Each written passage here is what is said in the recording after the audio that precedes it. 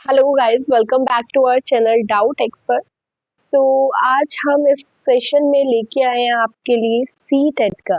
अपने C TET का जो हमारा 2019 के दिसंबर में जो आपका एग्जाम हुआ था, उसका हमने ईवीएस के पार्ट की वीडियो आपकी आ चुकी है। जिसने भी अभी चैनल को सब्सक्राइब नहीं किया वो प्लीज एक बार कर लीजिए, जिससे आपको नोटिफिकेशन मिलते रहे। और साथ में डिस्क्रिप्शन से लिंक लेके ग्रुप ज्वाइन कर लेना। आपको उसकी पीडीएफ और नोट्स मिल जाएंगी, ठीक है। सो सी टेट के 2019 का हमारा जो पेपर 1 है, उसका जो हमारा इंग्लिश सेक्शन है, वो आज हम इस वीडियो में कवर करेंगे। चलिए फिर स्टार्ट करते हैं अपने। ये आ जाएगा आपका इंग्लिश का सेक्शन। यहाँ पर जो आपकी लैंग्वेज सेकंड रहती है ना, लैंग्वेज सेकंड हम ऑप्ट करते हैं अपनी एज अ लैंग्वेज सेकंड को इंग्लिश। उसमें सबसे पहला है वो आपका पैरा दिया हुआ है, उसको रीड आउट करेंगे एक बार। Read the passage. जो 121 से 128 की क्वेश्चन है वो पैराग्राफ के ऊपर है। पैराग्राफ है आपका, freedom is one of the most important factors in life. Man has fought politically all over the world for freedom. Religious have promised freedom not in this world but in another. In the capital countries, individual freedom exists some degree. In the communist world, it has been denied. From ancient times, freedom has meant a great deal to men, and there have been its opponents, not only political but religious, through inquisition, by excommunication, tortures, and banishments, and the total denial of men's search for freedom. There have been wars and counter wars fought for freedom. This has been the pattern of men's endeavors for freedom and throughout the history. इससे अगर आप थोड़ा सा एक question पे जाते हैं तो क्वेश्चन हमें जो हमारा फर्स्ट क्वेश्चन है, which methods do authorities not use to suppress people fighting for freedom. ठीक है, कौन से वो मेथड्स हैं जिसे authorities did not use okay to suppress the people. तो आप यहाँ से देख सकते हो, not only political but religious, through inquisition, excommunication and tortures. तो इनकिशन, एक्सकम्युनिकेशन और टॉर्चर्स तो है बट आपका परसेशन नहीं है, तो ऑप्शन नंबर हो जाएगा थर्ड। सेकेंड है आपका reactions again established relations prompts people not to. ठीक है, जो रिएक्शंस है एस्टेब्लिश्ड रिलेशन के, वो प्रॉम्प्ट करते हैं पीपल को क्या नहीं करने के लिए। नहीं पे ध्यान देंगे, ठीक है। जहां भी जैसे यहाँ पे नॉट यूज था, नॉट है तो इसको थोड़ा फोकस करेंगे। एक बार सेकेंड पैरा पढ़ लेते हैं। Freedom of self-expression and freedom of speech and thought exist in some parts of the world, but in others it does not. Those who have been conditioned revolt against their background. This reaction, which takes different forms, is called freedom. The reactions to politics is often to shun the field of politics. Okay, so यहाँ से हमें कुछ मिला नहीं। एक बार third para देख लेते हैं। One economic reaction, okay, one economic reaction is to form smaller communities based on some ideology or under the leadership of one person, but these soon disintegrate. Okay, the religious reaction against established organization of belief is to revolt either by joining the other religious, यहाँ पे देखिए, either by joining the other religious organization, by following some guru or leader, or by joining some cult. So the reaction against established religion prompts people not to what to join the other religious organization, दिया हुआ है यहाँ पर। follow some guru, by following some guru ये भी दिया हुआ है। join some cult ये भी दिया हुआ है, बट वो नहीं करते क्या, to start a new religion. उन्होंने कभी नया रिलीजन स्टार्ट करने के लिए नहीं बोला, किसी गुरु को फॉलो कर लो, कल्ट को ज्वाइन करो, या फिर जो रिलीजियस ऑर्गेनाइजेशन है अपने अपने रिलीजन के ऑर्गेनाइजेशन से उन्हें ज्वाइन कीजिए, but they never ask to start a new religion. Okay, फिर बोला है real freedom, freedom according to the author. Author के अकॉर्डिंग रियल फ्रीडम क्या है? One things of freedom only as a freedom of movement and either physically or movements of thoughts. It appears that one day sees freedom on the surface. Surely this is rather a limited freedom involving a great deal of conflict and violence. Inner freedom is something entirely different. जो inner freedom है that is different. It has its roots not in the idea of freedom but in the reality of freedom. It covers all the endeavors of men. Without inner freedom, life will always be activity within the limited circle of time and conflict. ठीक है, तो जो real freedom बताया है वो क्या बताया है? इनर फ्रीडम को उन्होंने रियल बताया कि जो इनर फ्रीडम है दैट इज एंटायरली डिफरेंट, है ना। तो यहाँ पे जो आपका ऑप्शन नंबर हो जाएगा इसका, जो रियल फ्रीडम की बात करी ऑथर ने, वो है आपका इनर फ्रीडम, करेक्ट। अब आ जाते हैं, रीड द फॉलोइंग सेंटेंसेस। जो individual freedom does not exist eight all capitalist countries, people do not have individual freedom in communist countries. अब देखो, अगर हम बात करें बी की, people do not have individual freedom, उनके पास अपनी इंडिविजुअल फ्रीडम नहीं है, तो बी तो आपका ट्रू है। Individual freedom does not exist in all, ऐसा नहीं है, सब में एग्जिस्ट कर रही है, ऑथर वही तो कह रहा है ना, that exist at all capitalist country. So B A हो जाएगा आपका correct. So A is false and B is true, so option number हो जाएगा आपका 1 करेक्ट। ओके, यहाँ पे कहीं पे मेंशन होगा this one, this is here, in capitalist countries individual freedom exist some degree, है ना, एग्जिस्ट कर रही है इंडिविजुअल फ्रीडम, या मैं अंडरलाइन कर देती हूँ, एग्जिस्ट कर रही है, but in the communist world it has been denied. Okay, communist world में उसको डिनाई किया गया है। चलिए फिर आते हैं नेक्स्ट पर, which word is the most similar in meaning to the word endeavors as used in the paragraph। जो पैरा 1 है वहां पे ये यूज किया गया है, this has been the pattern of man's endeavors for freedom throughout the history। ठीक है, एंडेवर्स का मतलब होता है कि लाइक कुछ वो अपनी साइड से लाइक प्रयास कर रहे हैं, कुछ कर रहे हैं, तो उसका जो सिमिलर वर्ड होगा ना वो आ जाता है आपका अटेम्प्ट्स। ओके, एक्शन नहीं होगा, चैलेंज नहीं होगा, किसी चीज को करने के आपकी साइड से जो अटेम्प्ट किए जाते हैं, काइंड ऑफ दैट। नेक्स्ट आता है 21-26, which word is the appropriate opposite meaning in the word shun as used in the para 2। para 2 पे आ जाते हैं, ये शन मैंने यहाँ पे हाईलाइट किया था, तो ये जो है आपका the reaction to politics is open to shun the field of politics. ठीक है, सो शन मीन्स क्या होता है कि उसको लाइक एंट्री ना देना, काइंड ऑफ दैट, है ना। ये क्या बोल रहा है, वही तो बोल रहा है कि the reaction of politics is open to shun, बंद करना, ठीक है ना, जो फील्ड होती है उसकी, उस तरह से। तो ये जो आता है आपका, इसका अगर हमें अपोजिट देखना है तो हो जाएगा वेलकम करना, लाइक किसी को अपने ज्वाइन करना, वेलकम करना हो जाएगा आपका शन का अपोजिट। 127th में आपको दिया हुआ है, which part of the following sentence contains an error. एक सेंटेंस दिया हुआ है, उसमें एरर बताना है। There is no doubt that hard work paves the way to success. इसमें कोई डाउट नहीं है, जो हार्ड वर्क है वो लाइक रास्ता बनाता है, paves the way to success नहीं होगा, फॉर सक्सेस, है ना, सक्सेस के लिए। तो यहाँ पे जो आपका ये 2 है, ये 2 नहीं होगा, ये होगा आपका फॉर सक्सेस। तो इसके अकॉर्डिंग हो जाएगा आपका ऑप्शन नंबर डी, जो कि हमें बताना था ना, एरर बतानी थी। ठीक है, डी हो जाएगा ऑप्शन नंबर 1। ये आता है आपका, विच of the following statement is not true. कौन सा ट्रू नहीं है? Man can enjoy life only in an environment of freedom. Material progress can not be achieved without freedom. Freedom is not one of the most important. देखो यहाँ से शुरू करते हैं, man can enjoy life only in environment freedom, not true बताना है। अगर enjoy आपका फ्रीडमली लाइक फ्रीडमफुल एनवायरमेंट नहीं होगा तो नहीं एंजॉय कर पाओगे, ठीक है ना। अप टू एक्सटेंट सही है वो चीज। Material progress can not be achieve without freedom. ठीक है, हम कुछ मेटेरियलिस्टिक करना चाहते हैं, कुछ प्रोग्रेस करना चाहते हैं, तो बिना फ्रीडम के कैसे करेंगे, नहीं कर पाएंगे। तो ये भी ठीक है। Freedom is not one of the most important. अगर आप इसकी फर्स्ट लाइन ही देखोगे कि freedom is one of the most important factors of life, तो अकॉर्डिंग टू द पैरा आपकी जो थर्ड ऑप्शन है वो गलत हो जाएगा। इट मीन्स ऑप्शन नंबर 3, ठीक है ना, क्योंकि फर्स्ट भी करेक्ट है, सेकंड भी करेक्ट है। और freedom helps the man to evolve morally and spiritually. Obviously अगर फ्रीडम होगी तो मैन इवॉल्व रहेगा मॉरली भी और स्पिरिचुअली भी। हो गई यहाँ 128 तक। फिर आ जाते हैं अपने नेक्स्ट पैराग्राफ पर। वाटर के ऊपर ये हमें पैराग्राफ दिया हुआ है, दिया है water is the core of life, hence water must be central to our spiritual thinking. ठीक है, कोर ऑफ लाइफ बताया हुआ है और सेंट्रल कर देना चाहिए, लाइक स्पिरिचुअल थिंकिंग से रिलेट करने के लिए बोला है। Water is not only most of earth but also most of life, therefore water conservation must be our deepest concern. Himalayan mountain range is among the highest, youngest and most fragile economic ecosystem of the planet। जो Himalayan mountain range है उनको क्या बोला है, most fragile ecosystem of the planet। The Himalayas have given us some of the great river system of the earth including the Indus, Ganga, Brahmaputra।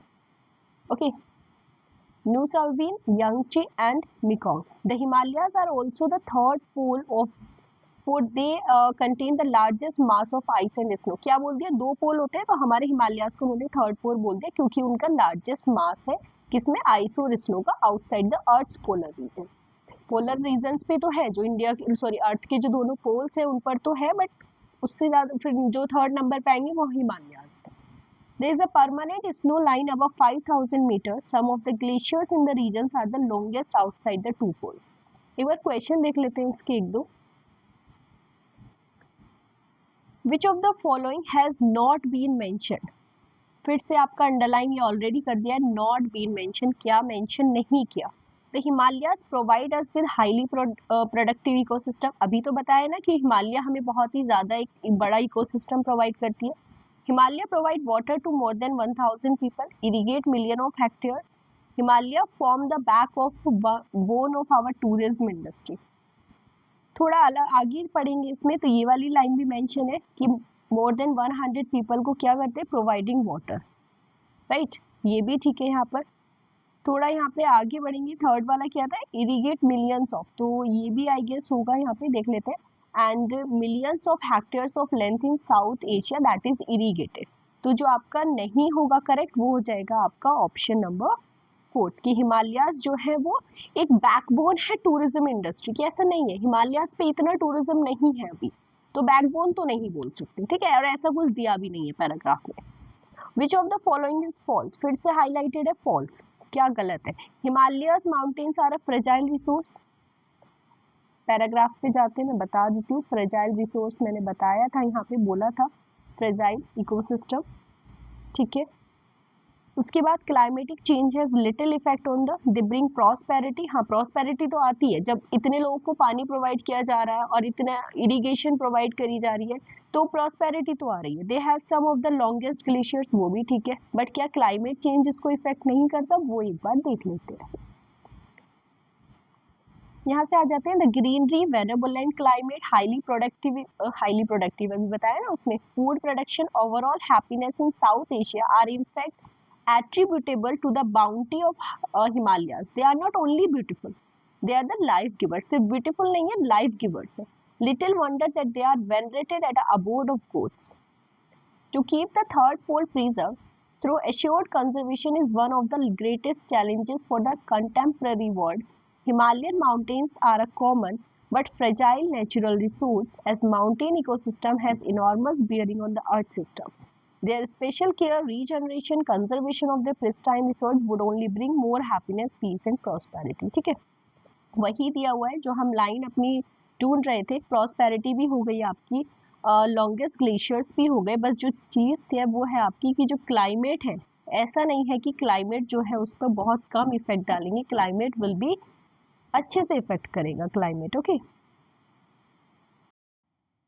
वो आप यहाँ से देख लीजिए, जो आपके पॉइंट्स थे वो यहाँ से, माउंटेन का जो एनवायरमेंट है are essential for the survival of global, ठीक है. तो यहाँ पे जो हमारा पॉइंट था कि क्लाइमेट से लिटिल इफेक्ट नहीं है, ज़्यादा है. प्रॉस्पेरिटी और ग्लेशियर्स का हम पढ़ चुके हैं, यहाँ पे आया था आपका ये रहा यहाँ पे, prosperity to the largest part of the world, ठीक है ना, would bring only happiness, peace and prosperity to the largest. और ग्लेशियर्स का आपका I guess where it was, 1 second, glaciers का भी हमने अभी पढ़ा था, यहीं किसी लाइन में था, एक बार देख लेते हैं. Just hold for a second. Essential Himalayas in Uttarakhand are this area has does not perennial nimbus rainwater.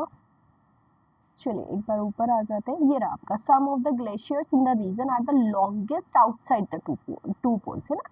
So glaciers का भी दिया हुआ है, तो ऑप्शन आपका सेकंड हो जाएगा. आ जाते हैं 31 पे. What is not so special about the Himalayas, क्या ज़्यादा स्पेशल नहीं है, फिर से नोट आ गया. मैनी पेरेनियल स्ट्रीम्स, ऐसा नहीं है, वो हमें यहाँ पे बताई हुई है कि this area has home to dozens of perennial streams, ठीक है. Huge mineral deposits, many rain fed rivers, ये numerous waterfalls and ponds. So fed rivers भी है, waterfalls, ponds भी. जो हमारा mineral deposit है वो नहीं बताया गया, so that is not so important about the Uttarakhand, ठीक है. उसके बाद आते हैं which of the following word is more similar in the word bounty. bounty से similar word क्या होगा, bounty कहाँ पे आया था, ये रहा बाउंटी आपका। यहाँ पे दिया हुआ है कि highly productive ecosystem, food production and overall happiness in South Asia are in fact attributable to the bounty of the Himalayas. Bounty होता है गिविंग नेचर वाला, ठीक है, जो उसकी लाइक हिमालय क्या करते हैं, हमको सब कुछ प्रोवाइड कर रहे हैं ना, तो उसी एक्सपेक्ट में अगर आप देखोगे तो सिंपैथी नहीं है उसकी, अबंडेंस नहीं है, एसेट नहीं है, जनरसिटी है। हमारा जो उसका गिविंग नेचर है वो generosity. Okay, which word is opposite to the meaning of the word benevolent? benevolent का डायरेक्टली malevolent हो जाएगा। which part of speech is underlined word in the following sentence? Sentence दिया है the area is home to dozens of perennial streams। ठीक है, ये जो perennial है इसका मतलब क्या है? देखो, अगर हम बात करें, स्ट्रीम क्या है हमारा, नाउन है, और नाउन की जो आप क्वालिटी बताएगा उसको हम क्या बोलते हैं, उसे बोलते हैं एडजेक्टिव। कोई वर्ब होगा, वर्ब की क्वालिटी बताएगा तो वो एडवर्ब होगा।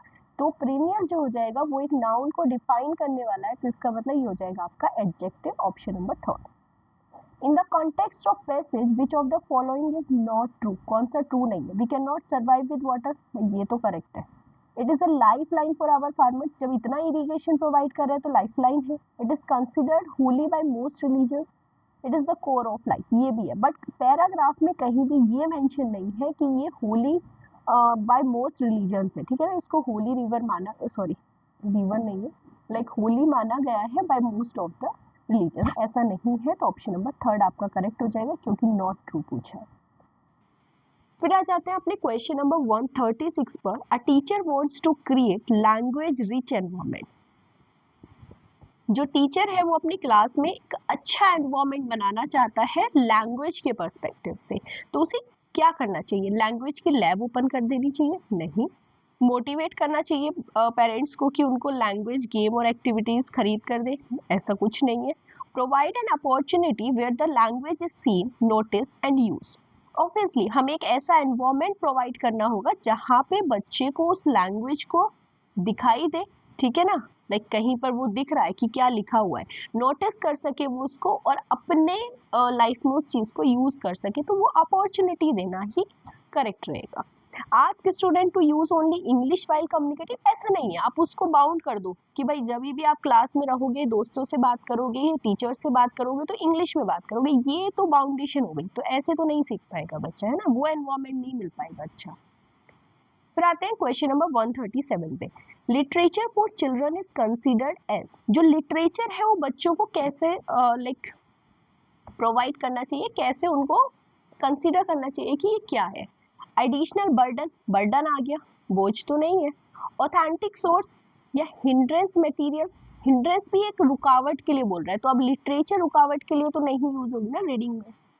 इंस्पिरेशनल, इंस्पिरेशनल हमें प्रेरित करने के लिए, तो अगर लैंग्वेज या लिटरेचर के पर्पज से देखा जाए तो इंस्पिरेशनल का भी कोई मतलब नहीं है। ये हो सकता है आपका एक ऑथेंटिक सोर्स ऑफ रीडिंग, है ना, जो लिटरेचर है हमारी वो रीडिंग के लिए एक ऑथेंटिक सोर्स ही तो होगा ना। चलिए question number 138, which of the following is not a form of literature for children? बच्चों के लिए अगर हम पेपर 1 की बात कर रहे हैं तो हम most of the time 1st to 5th के बच्चों को ध्यान में रख के बात करेंगे, राइट? तो इनमें से कौन सा एक फॉर्म नहीं हो सकता लिटरेचर का? पिक्चर बुक्स तो होंगी भाई बच्चों के लिए। थिसॉरस नहीं होगा। थिसॉरस क्या है, वो एक अपना अलग अपर क्लासेस में, हायर में जो आप पूरा रिकॉर्ड्स ऑनलाइन वो सब रहता है वो यूज करने के लिए है। मिथ्स एंड लीजेंड, जो आपकी बातें चलती आ रही है, मम्मी दादियों से कहानी सुनते आ रहे हो, दैट इज ऑल, ठीक है। टेल्स ऑफ हीरोज, जो हमारे हिस्ट्री में हीरोज रहे हैं उनकी स्टोरी, ये सब आपके लिटरेचर का पार्ट है एक्सेप्ट थिसॉरस, ठीक है, वो चीज नहीं है। विच of the following statement is not correct? फिर से नॉट करेक्ट, वैसे सीटेट में अच्छा है वो नॉट को हाईलाइट कर देता है, बट आपको फिर भी ध्यान रखना है। About print rich environment, print rich environment क्या होता है? जहाँ पे प्रिंट मतलब जैसे प्रिंटेड हमारी मटेरियल हो जाता है बच्चों को पढ़ाने के लिए, जो प्रिंट फॉर्म में होता है, पिक्चर्स है या फिर कुछ और एक्टिविटीज के थ्रू बनाया हुआ है या कुछ भी, वो सब प्रिंट रिच में आता है, ठीक है। It consists of context-based relevant material for children such as picture, rhymes, stories. ठीक है, यही तो होता है ना, मैंने अभी बताया। प्रिंट में क्या होगा? पिक्चर्स हो जाएंगी, कुछ स्टोरीज आपको दिखाई गई हैं पिक्चर्स के थ्रू, कुछ राइम्स दी हुई हैं, तो वो सब प्रिंट में है। Once the material is pasted on the wall, it should not be removed for the whole session. मतलब कह रहा है ये कि अगर दीवार पे एक बार चीजें चिपका दी गई, पिक्चर्स किसी स्टोरी की चिपका दी गई या कुछ और पिक्चर्स चिपका दी जिससे बच्चों को आपको बताना है, कुछ सिखाना है, तो क्या वो होल सेशन के लिए हो गई? क्या अब आप उसे उतार नहीं सकते? ऐसा नहीं है, तो ऑप्शन नंबर हो जाएगा सेकंड करेक्ट। थर्ड है आपका picture and poster give children an opportunity to talk about things. ठीक है, हाँ, जब पिक्चर्स बच्चा देखेगा, आपस में बात करेगा, उससे कुछ अपनी कहानियां बनाएगा, तो ऑब्वियसली उनको बात करने की एक अपॉर्चुनिटी मिलेगी उन पिक्चर्स से। Encourage children to create their own poems, posters, stories and display them in the class. Obviously वो जब कुछ पिक्चर्स देखेंगे, कुछ जो हमारी प्रिंटेड चीज़ें उनको देखेंगे, तो खुद से भी उनका मन करेगा कुछ पोएम बनाए, कुछ उनको देख के पोस्टर्स बनाए, खुद से स्टोरी क्रिएट करें ना, तो वो सब ठीक है, उसके बारे में नहीं होगा तो second option. 140 a teacher gives a task of dialogue completion to class 5th student। ठीक है, एक टास्क दिया है बच्चों को क्लास 5th के डायलॉग कंप्लीट करने का। The role of this task क्या हो सकता है? Teaching of structure, the separation of spoken and written forms of language, to facilitate conversation by giving specific language practice using formally. ठीक है, teaching of structure अपनी जगह है, सेपरेशन जो है स्पोकन और रिटन फॉर्म में नहीं बता रहा है ना, वो डायलॉग को कंप्लीट करना है, तो वो क्या कर रहा है, एक एनवायरमेंट आपको एक ऐसी कन्वर्सेशन देने का मौका दे रहा है कि आप कन्वर्सेट कर पाओ, तो फैसिलिटेट कर रहा है कन्वर्सेशन को by giving the specific language practice, है ना, तो यहाँ पे आपकी प्रैक्टिस हो रही है लैंग्वेज को लेके, तो ऑप्शन नंबर थर्ड हो जाएगा। यूजिंग रियलिया एक इंपॉर्टेंट क्वेश्चन है, काफी बार रियलिया का बहुत ही कॉमनली पूछ लिया जाता है इन द लैंग्वेज। तो रियलिया क्या होता है? जो हमारी रियल ऑब्जेक्ट्स होती हैं, कि आप बच्चों को कुछ रियल चीजें लाके दिखा रहे हो, कुछ फ्रूट्स के बारे में पढ़ा रहे हो, कुछ भी लाइक A to Z कुछ भी हो सकता है, तो रियल ऑब्जेक्ट्स को अगर आप एज अ टीचिंग एड पढ़ाने में उसे यूज करो तो उसको बोलते हैं रियलिया। ठीक है, रियल लाइफ सिचुएशन से रिलेटेड नहीं होगी, रियलिस्टिक ऑब्जेक्टिव या टारगेट से नहीं, एक्चुअल में जो आप चीजें उन्हें दिखा रहे हो टीचिंग एड के थ्रू, जो उन्हें जिन ऑब्जेक्ट्स को आप as a teaching aid use कर रहे हो उसके लिए है। Question number 142 the multilingual nature of Indian classroom. हमारे क्लासरूम्स में क्या है? एक से ज्यादा लैंग्वेज, मल्टीलिंगुअल मीन्स एक से ज्यादा। तो क्यों होती है वो? कैसे? Must be use as a resource.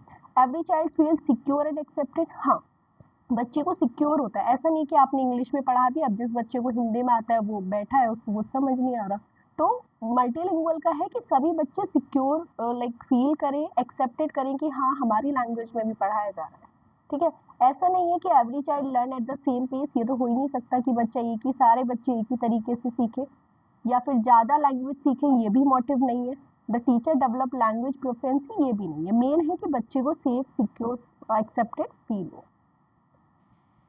फिर आता है आपका an English text book for class first starts with pictures, poems and stories, ends with alphabets at the end. Which approach does this kind of arrangement reflect in language pedagogy?